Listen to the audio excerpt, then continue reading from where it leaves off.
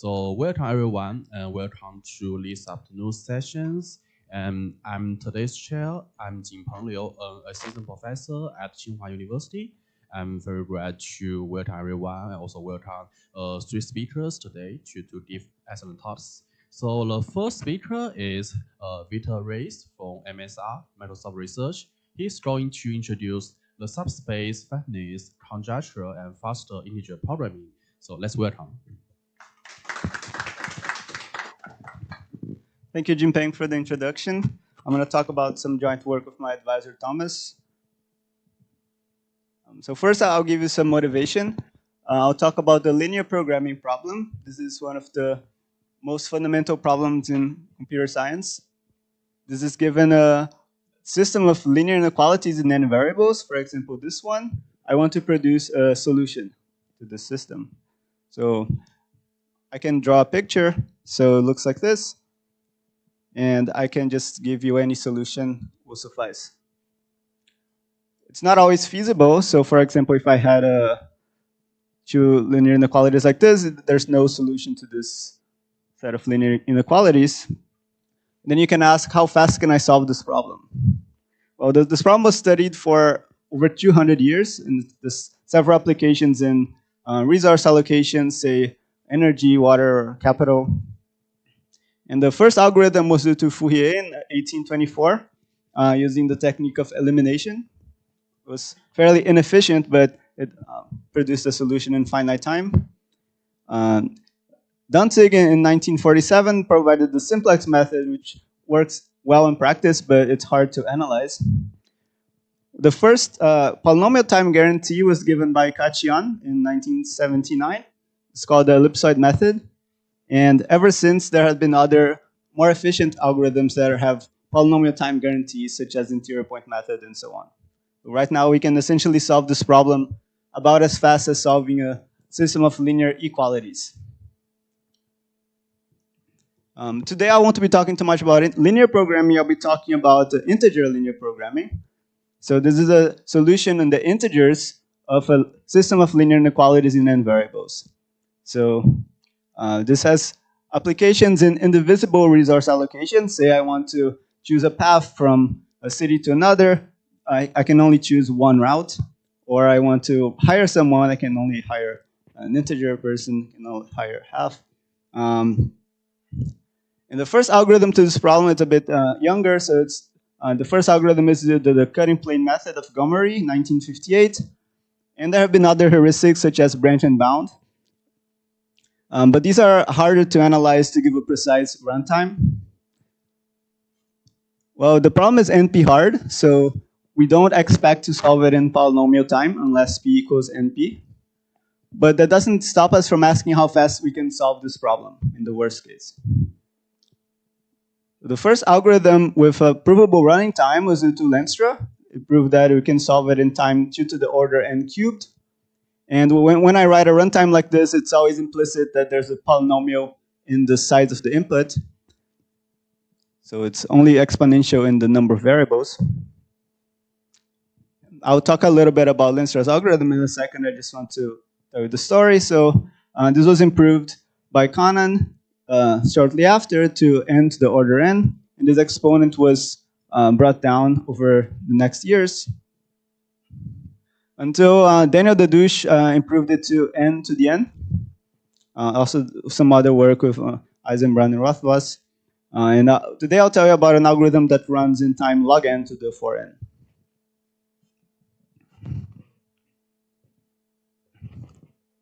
So restating the problem, I give you a convex body, and I want to either find a point inside it or certify that it's empty. So for example, in this case, I can give you any point here. So for example, I can give you any of these 4 points. I don't have to tell you all of them. I just want to find one or show that there are none. So how do we approach this problem? The fundamental question here we answer is the following. So what does a convex set containing no integer points look like? So I give you some examples. So maybe the square, or it can be rotated, or there are several other options. But if you think about it long enough, you realize that such a convex set has to be flat. So what does flat means? Well, there's different notions of flatness. The first one was introduced by Kinchin in 1947. And the theorem is the following, that for any convex set in n dimensions, I can either find you a point that is integer inside it, or I can find some direction for which it's flat in this direction. So this flatness constant is depending only on the dimension. So what's the picture?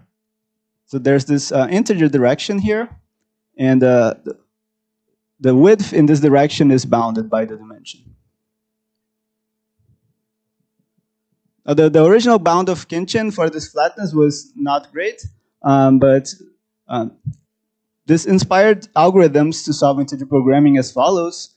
So Lenstra in 1983 showed that in polynomial time I can either find a point inside K, or I can produce an integer direction for which the width is bounded by 2 to the order n squared. And why is this important for integer programming? It's because if I can find such a direction, then I can recurse in each of the intersections between these hyperplanes and the convex body. So if I have 2 to the order n squared hyperplanes, I can set up a recursion that to solve integer programs in n dimensions, it suffices to solve, well, I need to find this direction, and for each of these intersections, I recurse in the n-1 dimensional intersection of the hyperplane and the convex body. So this leads to an algorithm with running time 2 to the order n cubed.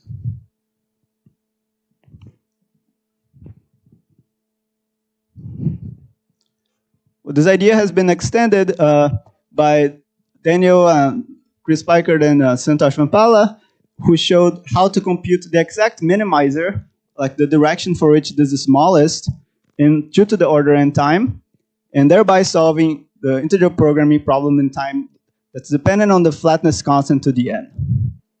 And back then, the best bound on flatness was around n to the 4/3, and this led to n to the 4/3 n algorithm. But the issue here is that the flatness constant is always at least n. So there's the example of a simplex with the elementary basis vectors for which the flatness is exactly n. I think the best known lower bound is about 2n right now. So we don't expect to solve integer programming using this approach faster n to the n. However, Daniel Deduche also had the following vision. Instead of using hyperplanes, what if we use subspaces? So there's a notion of subspace flatness due to Kanan and Lovach, which I will introduce in a second. But essentially, the best lower bound that we had for subspace flatness is log n, which is better than the n for the hyperplane flatness. And this gives some hope that we can have a faster algorithm. But before I can introduce this, I'll give you some background. So I need to talk to you about lattices. So a lattice is a set of integer linear combinations of a basis. There's several applications of lattice beyond integer programming. So from number theory, Lagrange showed that every integer can be written as a sum of 4 squares using lattices, Minkowski's theorem. And there's several other applications to sphere packing. Currently, the best known bound for sphere packing comes from lattices due to Klartag. And there's other applications to cryptography and factoring. So how can you get a handle on lattices? Well, I'll need this notion of the determinant, which is a measure of the sparsity of the lattice. So I take the basis and I compute the volume of the dimension, volume of this so-called fundamental parallelepiped. So if the lattice is more sparse, this volume will be larger. It also turns out to not depend on which choice of basis I pick, so there's a different basis, and this is still the same volume as before. And another nice thing about these fundamental parallelepiped is that they tile the space. So if I put a copy of this fundamental parallelepiped at each lattice point, I will cover this space each point exactly once.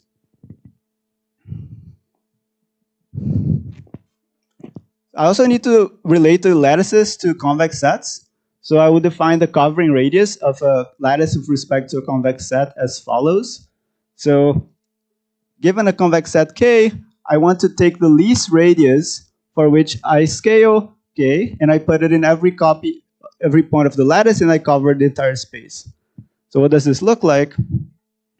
Here I put every a copy in each lattice point, and I want to scale it. So here's the first, the least scaling for which I cover everything. Here it's 1.9. It turns out that it's equivalent to asking that every translate of the scaling intersects the lattice. So it's not hard to show that these two definitions are actually equivalent, just using the symmetry of the lattice in the space. So the picture here is no matter how you translate it, it will always intersect the lattice. So why do we care about the covering radius? Here's an example. So if I have a small covering radius of at most 1/2, I claim that I can solve integer programming in time 2 to the order n. Well, this is a theorem of Dadouche, who gave an approximate version of integer programming that either produces a point in k or certifies that that this shrunk version by 1/2 is empty. So bk here is the centroid of the convex set, and if I scale this by 1/2, Dadouche gave an algorithm that either finds a point in k or certifies that this set is empty. But if the covering radius is bounded by 1/2, this set is never always intersects the lattice. So in this case, it never happens. So we are able to solve integer programming in this case where the covering radius is small. So this is just to give you some motivation on why you'd care about covering radius. So here's a nice lemma. This gives a lower bound on the covering radius as follows. So the claim is that if I put a copy of k in every lattice point and I cover the space, the volume needs to be at least the determinant of the lattice. So I'll give you a one-page proof of this. So the volume is the integral of the indicator function. And since the space can be tiled by the fundamental parallelepipeds, I can write it as the sum over every lattice point of the integral over the fundamental parallelepiped of this translate. And if you think about it, this is just counting the number of lattice points inside a translate of the convex set. And by the assumption that it tiles a space, this is at least 1. So this is the determinant of the lattice. So how does this give a lower bound on the covering radius? The covering radius is the smallest quantity for which if I scale k, I will cover the space. So this means that the volume of this scaled set is at least a determinant of L. So if I rearrange, I have this lower bound that the covering radius to the n is at least a determinant over the volume. And I will denote this ratio here by the normalized determinant of the lattice. So let's see how good this lower bound is. So here's a lattice in the convex set. And if I just apply this lower bound, it turns out that it's not so great sometimes. So for example, here, there's a lot of overlap. So I lose a lot of power in this lower bound. You can imagine if the convex set was really, really flat like this, there would be even more overlap, and this lower bound can be arbitrarily bad. So what's the idea of Kanan and Lovash to get a better lower bound on the covering radius? Instead of applying this lower bound directly, they considered taking a subspace, in this case W, and instead of applying it directly, I first noticed that if I cover the entire space, then my projection onto W will also cover the entire W. So what does this mean? So here I take the projection of K onto W, and if I put copies of K in every point and I project here, I also get this projections, and I need the covering radius to be at least what the covering radius is restricted to this subspace. Basically, like if I cover the entire space, my shadow will also cover the entire subspace. So in this case, I get, for this specific example, I get a better lower bound. So Kanan and Lovash, they generalized this concept to taking the maximum of every subspace of dimension, arbitrary dimension of like Rn. And they prove that this lower bound is tight up to a factor of n, which is independent of the convex body in the lattice, only depends on the dimension. Which is already a pretty surprising result, because a priori you wouldn't expect that. And our main theorem is that we can improve this n to a log n cubed. And this was known before when K is a Euclidean ball. And this implies, by the work of Deduche, which I'll cover in a second, that we can solve integer programming this time.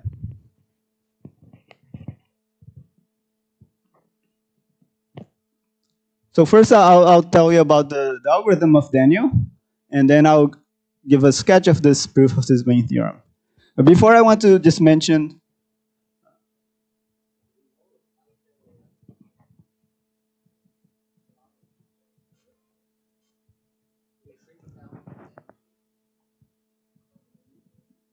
the right bound. Yeah, so if K is a carefully constructed simplex and L is the integers, there's a lower bound of log n for this. Yeah, so there's still a gap between this log n cubed and the log n lower bound of this simplex.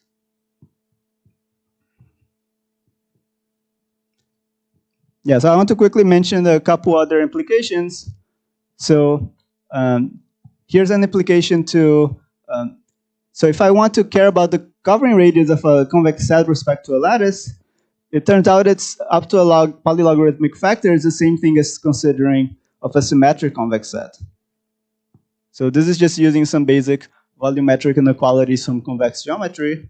We can essentially reduce the problem of studying covering radius to studying the covering radius of symmetric convex sets. Another implication is that the flatness constant that I mentioned for hyperplanes in dimension n satisfies this bound that flatness is at most n times log n cubed. Maybe I'll quickly outline this bound. The point here is that the flatness constant is equivalent to the following inequality, that the covering radius times the shortest vector of the dual lattice respect to this polar of the difference body is upper bounded by this n log n cubed.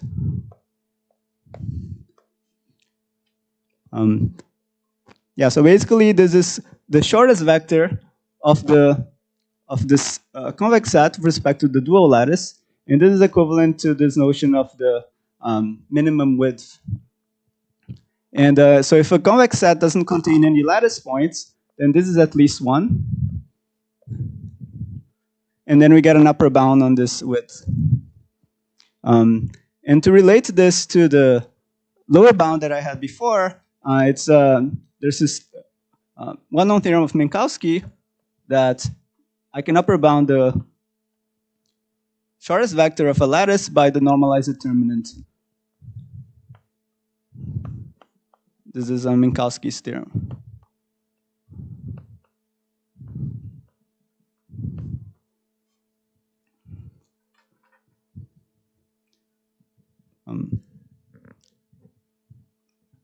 So I won't give you the entire proof, but this is just a sketch. I want to tell you about Daniel's algorithm, how we get this integer programming faster from this result. So the algorithm is as follows. It's in spirit, it's similar to Lanstra's algorithm, but we need to be a little more careful because we're dealing with subspaces. So here I have a convex set in the lattice. It doesn't have to be the integers. And I want to find a point inside the intersection or certify that it's empty. So the first step, if the covering radius is small, meaning the convex set is very large with respect to the lattice, then there's this algorithm of Daniel that this is too approximate integer programming that finds a lattice point. So in this case, it's not the case. So this shrunk version doesn't contain any integer points. So at least I get a lower bound on the covering radius. And the next step is I find a subspace W, which approximately attains this covering radius lower bound. So say this one. And then I enumerate all the points in the projection. So I project K onto this subspace. I will have several lattice points in this projected lattice. But notice that if I have any integer point inside K, it will project to a lattice point in this projection. But there will be many other points here that are in this projection, but they're not corresponding to an integer point in K. The point is that I will just go through all of them, and for each one of them, I will recurse on this fiber, which is the intersection of the convex set with the hyperplane that projects onto this point. So the question is how many integer points do I have here? How many lattice points I have here that I have to recurse on, so I can bound the running time. And fortunately, Daniel also had a lemma that showed that upper bounds the number of lattice points inside a convex set based on this normalized determinant, the inverse of the normalized determinant, and the covering radius. And I won't go through the proof of this theorem, but I just want to mention how to enumerate the points. And this uses a nice idea from convex geometry called the M-ellipsoid. So this bound holds for any translate of K. And the idea is that I can cover K with 2 to the order n ellipsoids. There's a theorem from convex geometry that any convex set can be covered with 2 to the order n ellipsoids, for which 2 to the order n copies of K also cover the ellipsoid. So here's the picture. And to enumerate all the points of K, I simply enumerate all the points inside all of these ellipsoids. And it turns out that each ellipsoid also has a bounded number of lattice points, because I can cover the ellipsoid with K as well. And so this allows us to enumerate all the points in K in a reasonable amount of time. So what does this theorem give us? Well, the analysis is as follows. This is Daniel's algorithm from 2012. He finds this subspace in exponential time. And then the recursion becomes the amount of time to find the subspace plus for each one of the points that are in this projected K, I recurse onto this fiber, which has dimension n minus d. And by the theorem in the previous page, well, he got n to the d because his bound on the covering radius was only n. But since we have a better bound of log n to the 3, well, we have a log n approximate subspace that's based on another log n factor here. And this allows us to solve integer programming of this runtime.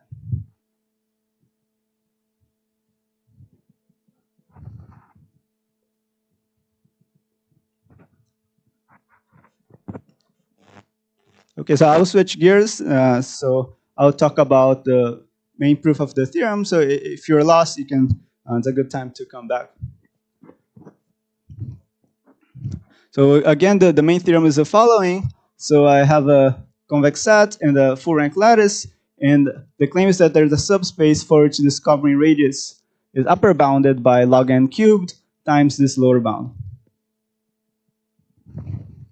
So I'll give you a one-page outline of the proof, and then I'll go into more detail.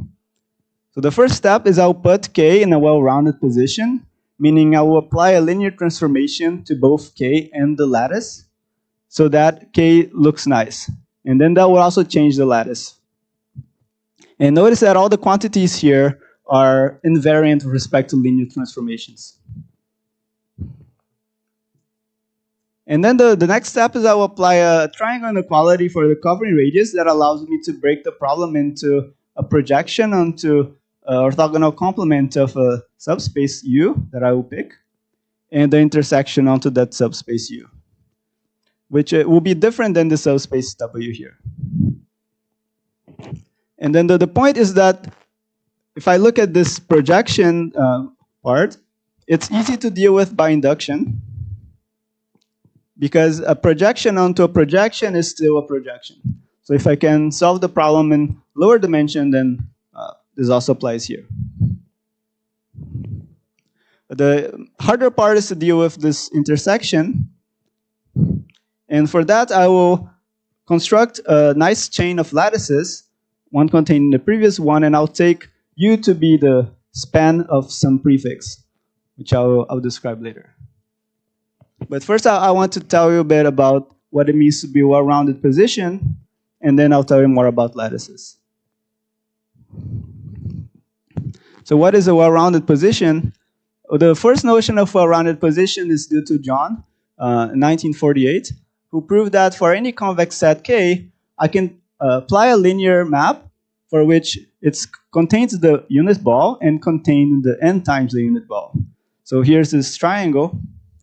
I apply some nice linear transformation, and now it contains the unit ball and is containing 2 times the unit ball.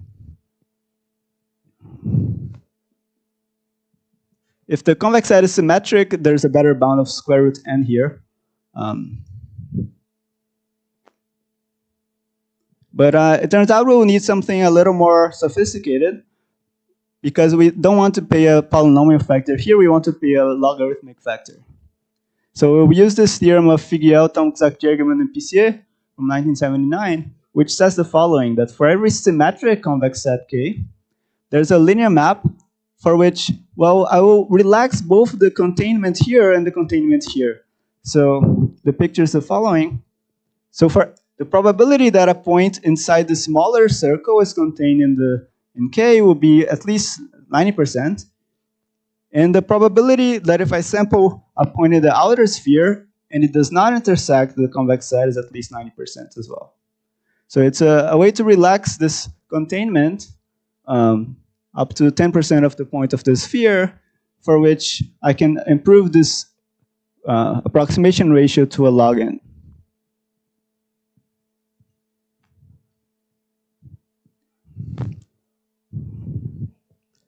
So I'll write some better notation to deal with this statement.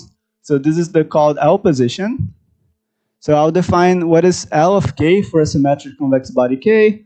It's the expected norm of a Gaussian respect to the convex set K.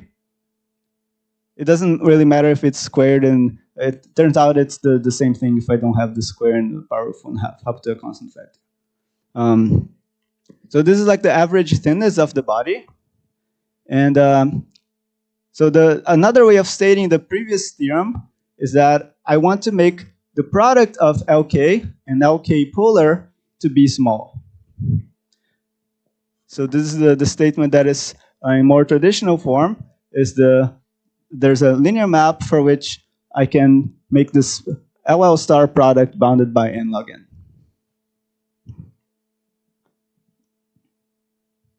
It's equivalent to the statement in the previous slide. But I will not get into the proof of this. It requires a fair number of tools. I'll also mention another convex geometric tool called Urison inequality. So this is the following. So I define the width of K, the mean width. This is if I sample a point in the sphere and I look at the average width in this direction, it turns out that over all the convex bodies of the same volume, the Euclidean ball has the least mean width. So in other words, I can lower bound the mean width by this normalized volume. So for the Euclidean ball, the mean width is 2, because for every direction, the width in that direction for the Euclidean ball is 2. And this is saying that for every convex set of the same volume, this is the least you can get. And if you think about it, the mean width is actually related to the L value of the polar. So recall that the L value had a Gaussian, and here I have a unit sphere. So up to a square root n factor, these are equivalent. So this allows us to get an upper bound on the volume of the convex body based on the L value of the polar.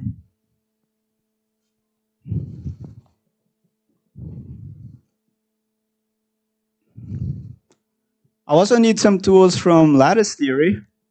So here, lattice L is called stable if the determinant is 1, and the determinant is at least 1 for every sublattice. So uh, in this case, Zn is stable. If you want to think about a lattice that is not stable, you can think of something like this. So if you had like very close in this direction, um, like maybe this volume is 1, but if I take this subspace, the determinant is going to be less than 1.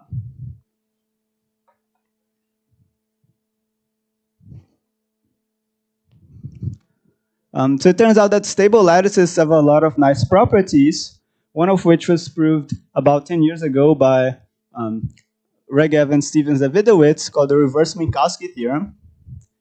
And this has the following, that I have a lattice that satisfies the determinant of every sublattice is at least 1.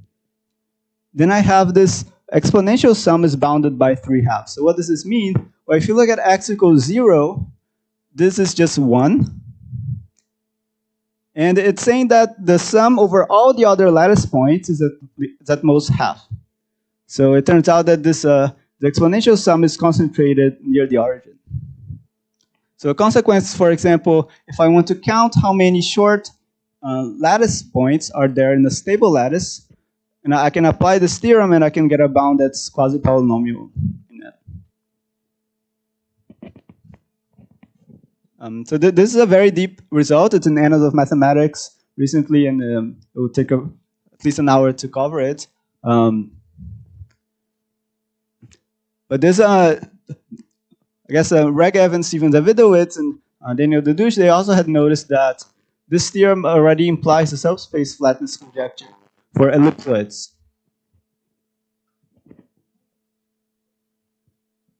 I also need the notion of quotient lattice. So here I have a lattice of a primitive sublattice, which is the intersection of a lattice of a subspace. And the quotient lattice will be the projection of the points of the lattice onto the orthogonal complement of the span. So why is it called quotient lattice? So there's a number of nice properties. For example, the determinant of L can be factored into the determinant of the sublattice times the determinant of the quotient.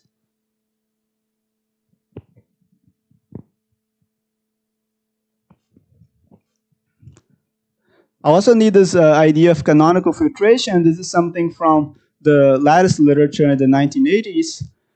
It's a bit unintuitive if the first time you've seen it, but this has the following. So I have a lattice L, and here I plot all the sublattices of L in this 2D grid. So here I have the rank of the sublattice in the x-axis, and the log determinant of the sublattice in the y-axis, and I take the upper convex hull of all of these points. So it turns out that the vertices of this upper convex hull may form a chain. So one is contained in the next one. So the normalized determinants are increasing. This is just by the fact that I've taken the upper convex hull. So it's saying that these slopes are going up.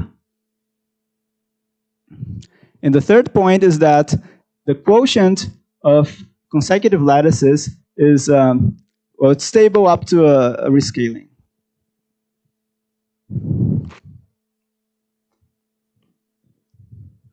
So okay, so here's another sketch of the main proof. So first we assume that K is symmetric. We apply a linear transformation to put K in the L position. So we will assume that the LL star product is bounded by n log n.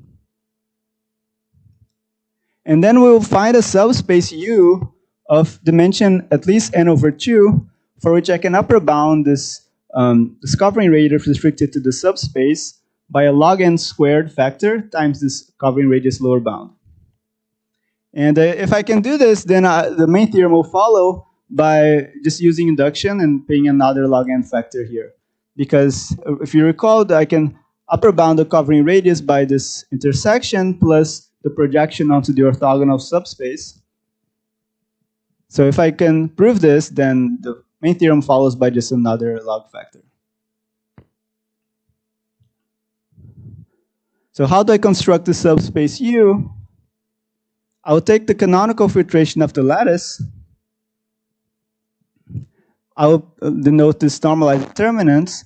I'll also group similar lattice in this canonical filtration together so that this normalized determinant is geometrically increasing.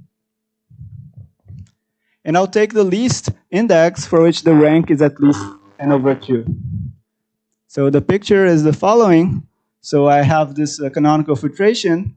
Here I have this midpoint of the dimension. And I take the first lattice for which the dimension is at least n over 2. So this is U will be the span of this lattice.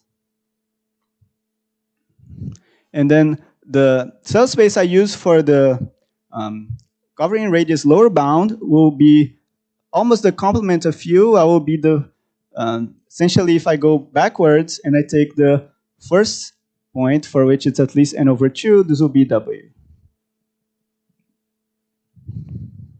So U is the subspace in which I induct, and W is the subspace that certifies my covering radius lower bound. Okay, so what do? We take this intersection of the subspace U, and we apply this triangle inequality over all this chain up to index I star. And what's nice about it is that now I have these scaled stable lattices here. And it turns out that we can prove that for a symmetric convex set K and a stable lattice L, the covering radius is upper bounded by the L value of K up to a log factor. And this is using some tools from Banach's transference principle. It will take some time to explain, so I will just assume this lemma here. But it's basically saying that if the lattice is stable, we have a very nice control on the covering radius of K. And it might seem a little scary because instead of K, I have this complicated convex set here. Well, it turns out that the L value behaves very nicely. By convexity, you can show that the L value of this convex set is at most L value of K. So the upshot is that I can upper bound this covering radius by just this nice sum. So basically, I've reduced the problem from upper bounding the covering radius to just upper bounding these normalized determinants of my canonical filtration.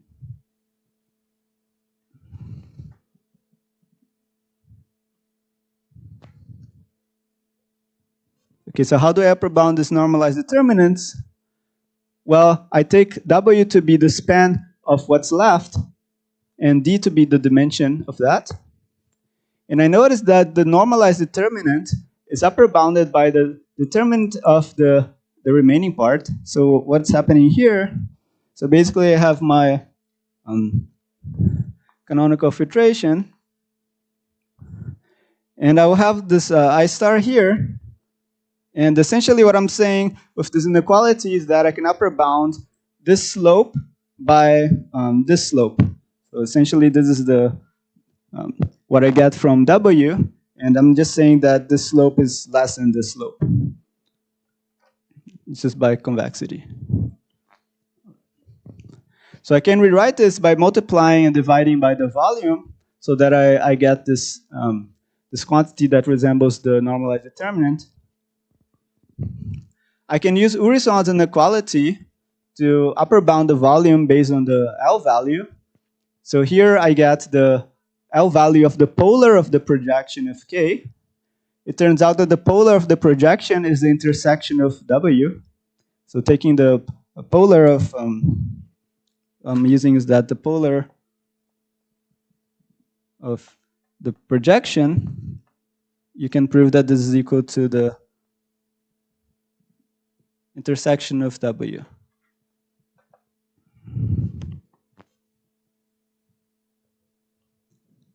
And then I can use the lemma in the previous slide as well to get rid of this W. It turns out that it's upper bounded by the L value of the polar of K.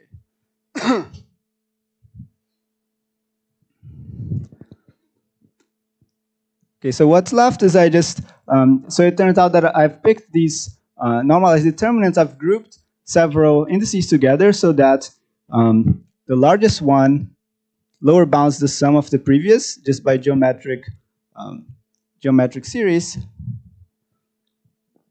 And then I can upper bound this covering radius by the LL star product times this normalized determinant. And this is upper bounded by n log n because k is well rounded. And I've also picked I star minimal for which the dimension is at least n over 2. So I can cancel this d with this n here. And essentially this gives a upper bound of log n squared times this this quantity that's upper bounded by alpha lk. So this establishes the lemma. So far what we get is that for symmetric convex sets k, we have this upper bound on the covering radius up to log n cubed. So as I mentioned, there's an inductive argument left. So here is the previous lemma we showed that if I intersect with u, I pay a log n squared factor. And by induction, I can pay a log n cubed, log n over 2 cubed of this projection part. And I just noticed that if I sum these two things, I get up to log n cubed. One thing that I am cheating here is that I'm assuming that k is symmetric. It turns out that if k is not symmetric, there's a bit more work to do. So here, I want to remove this assumption of symmetry from this previous proposition. So what I do is I assume the barycenter is at the origin, and I take the symmetrizer. So I intersect k with minus k, and I am left with a symmetric convex set. But it can be a bit smaller. So the covering radius is upper bounded by the covering radius of the symmetrized version because it's just smaller. But then I need to upper bound the volume of the projection by the volume of the symmetrized version somehow.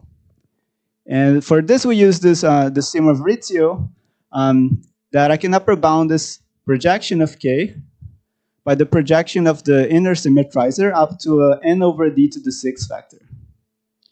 This uses some other tools from convex geometry, such as regular M ellipsoids, and it takes some work. But since for our case d is at least n over 2, this n over d to the 6 is just a constant, so it's okay.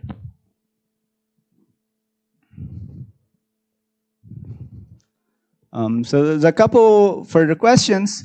One is, what can we do with polynomial space? So if you recall, like in the algorithm that I described, there was a step that I had to enumerate all the points. So I had this picture that was, I have a bunch of ellipsoids that I need to enumerate. And I have 2 to the order n many ellipsoids. So that would take at least 2 to the order n space to do that. And the question you can ask is, what if I only have a polynomial amount of memory? What can we do? So here the best runtime is still n to the order n for this problem. Another question is, can I solve integer programming in 2 to the order n time? Even if k is a simplex, we don't know. And it would be nice because, for example, the satisfiability problem can be seen as an integer program. And for that, I can just try all the possibilities of each variable, and that will give a 2 to the n algorithm. And it's plausible that any integer program can also be solved in the same time. Okay, thank you.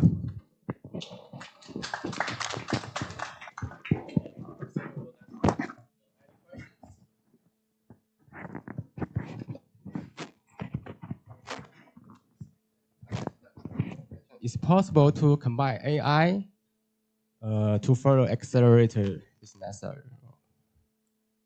Do you have any idea? So, well, so far, if we don't have like an actual implementation of this algorithm, and one reason is that this takes 2 to the order n space, for example. Like a lot of the ways people solve integer programs in practice are still from heuristics, like branch and bound and cutting plane methods. Whether you can apply AI to make those heuristics better, I think it's a good question, and it's still an active area of research. Like most of the ways people solve is just from commercial solvers like Robi and Cplex and things like that. But it's plausible that AI can make those faster. Yeah, but I guess it's hard to get provable guarantees for those methods.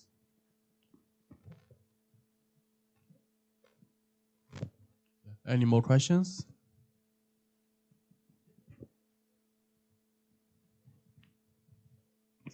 Regarding this last problem, do you know, like, is there any geometric conjecture that would give you this to the O of n time that you know of? No. Okay. I mean, it seems like a hard question. Sure. People have thought about it. So, like the subspace flatness, there's this lower bound of log n, so we don't expect to use the same approach to get there. And as far as I can tell, I've talked to some people, and people don't have don't have a clear path to getting there. Yeah. Thank you. I also have a questions. So in practice, I think if you really want to run the algorithms, maybe a constant also factors. And how do you think of? Do you think the constant will be small, large? So the question is like, if I implement the algorithm, will it run fast enough? I think the answer is no. I think if you actually want to solve integer programs in practice, you should use heuristics, because also this is a worst case analysis, and most integer programs you find in practice have several structural properties that are nice. So in practice, things like branch and bound will work much better than this. Also, related questions, because you are mentioning that you are interested in the general integer programming problems. Maybe I think like the different maybe quadratic programming problems, or what do you think? What kinds of problem can be easier to generalize? Yeah, it's a good question whether you can apply this to quadratic programming. I think that there's definitely some work solving quadratic programs over the integers to Alberto Del Pia, and yeah, there's a lot of questions there as well. Thanks. Are you aware of other application of maybe your alpha bound or alpha ND bound? I don't remember what the coin the name. This flatness or Idea of flatness. Other applications of this. For example, like in the post-quantum crypto. I'm not aware, but yeah, I don't know. I guess the flatness constant is something that has been studied in the convex geometry community for a long time, even irrespective of integer programming. So people care about this since the theorem of Khinchin, 1948. So it's just there's some independent interest there. I don't know if there are other applications to cryptography or quantum computing. If not the crypto, are there any other applications in I don't know, computer science?